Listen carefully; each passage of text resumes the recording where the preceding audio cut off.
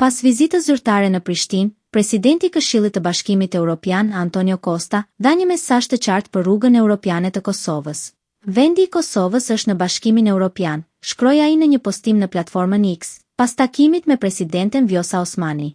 Sipas tij, për këtë synim të përbashkët, Kosova duhet të përmbushë angazhimet e marra, të forcojë institucionet demokratike dhe të ndërtojë konsensus mes forcave politike. Ndërtimi i konsensusit është thelbësor, dhe një dialog real i qëndrueshëm me Beogradin është thelbësor për normalizimin e marrëdhënieve dhe për të mirën e qytetarëve të Kosovës, theksoi Costa. Në ndalesën një ditore në Prishtinë, ai përsëriti se Bashkimi Evropian pret hapa konkret për uljen e tensioneve në veri të vendit. Masa ndëshkuese të vendosura ndaj Kosovës në vitin 2023, si reagim ndaj përshkallëzimit të situatës në komunat me shumicë serbe, sipas tij, do të mbeten në fuqi derisa të ketë përmirësime të prekshme në terren.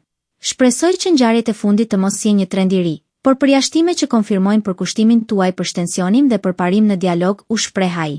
Costa përmbylli deklaratën e tij me një mesazh inkurajues, duke theksuar mbështetjen e Bashkimit Evropian për Kosovën, por edhe pritshmëritë e qarta për reforma dhe stabilitetin politik të brendshëm.